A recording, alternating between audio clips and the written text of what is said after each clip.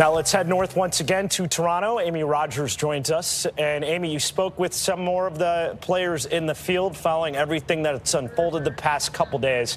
What did they have to say? Well, the first round finally getting underway here at the RBC Canadian Open gave players a chance to escape from the shocking news of the last few days, but it didn't last for long as players were quickly asked after their rounds today to reflect on the news of the day, especially those who hadn't spoken out yet, including Matt Fitzpatrick and Justin Rose. Yeah, I mean, the news was definitely left field. It was like one of those, you were wondering if it was a prank for the first 5 minutes or so, you know.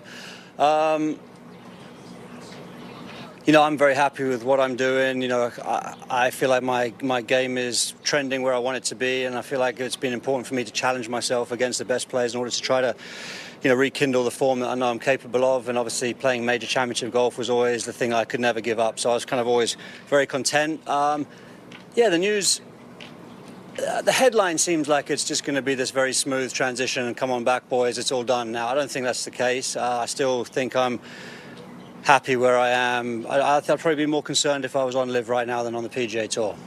Do you think players who did stay, do you have any opinion on kind of how the reintegration should work out? I know that there are a lot of details that you don't know, that a lot of players don't know, but opinion on what should take place? I mean, obviously we're looking for a harmonious world of golf. This is, I think, what this is designed to achieve. That's not going to be overnight.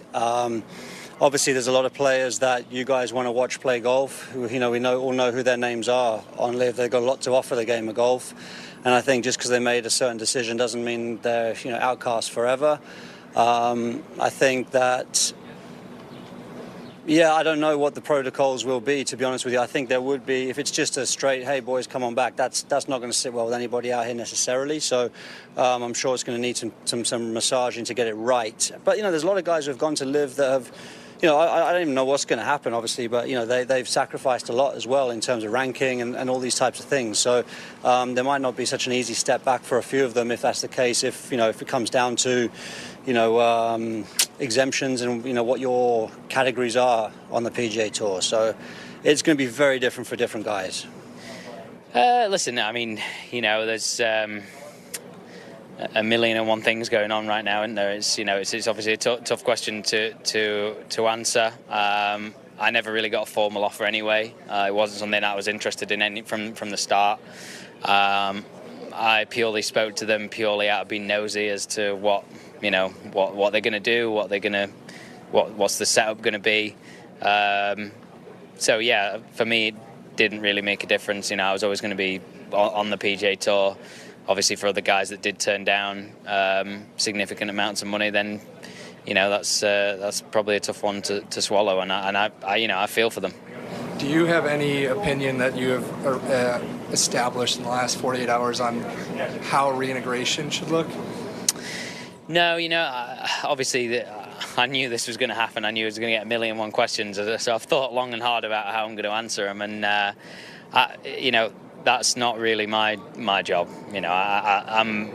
I spoke to a few close friends of mine and listened to what they had to say. I'm a successful businessman, and all I can do is go and play great golf myself. Whether everyone comes back and plays in the field, I've still got, I've got to beat them in front of me. Everyone in this field, I've got to beat them in front of me. So obviously there's potential sour taste in there for some guys coming back, but at the end of the day, you're trying to beat the course, and that's what I'm going to try and concentrate on. Matt, as a guy who won the RBC Heritage earlier this year, I'm just wondering if you can feel some sympathy for the sponsor of this event, given how much the news of Tuesday did at least overshadow this week. Yeah, totally. Obviously, a lot of sympathy. RBC are arguably, the best sponsor for the PGA Tour. They've done a fantastic job coming into Harbour Town. I remember when, knowing that event so well, I know at times when it was looking for a sponsor and it was struggling to get a field, and RBC to come in and just take it over and pump the money that they've pumped in, and like I say, they're pretty much second to none out here, in my opinion. So I think I'm sure it was a tough one to take, but at the same time, part of me understands where Jay's come from, and that it's got to be confidential and it's got to be quiet and secret, because, you know, the moment that any news of a deal got out, the whole world was going to explode like it has. So I also, you know, have to understand that side as well.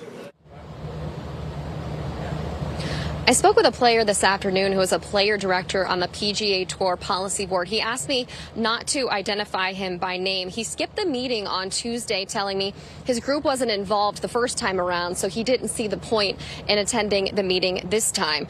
Now, for years, players have floated this idea of unionizing and coming together, and this player director told me that that idea of unionizing is being discussed again here on site. He said he's advising his fellow pros to give it a week or two before making any sort of decisions. But this player also went on to tell me that this is his dream job, getting to play out here on the PGA Tour. And he said he's had discussions with his wife about the rights of humans around the world and the importance of human rights. And he said he never thought that his dream job would be at odds with that sort of important issue.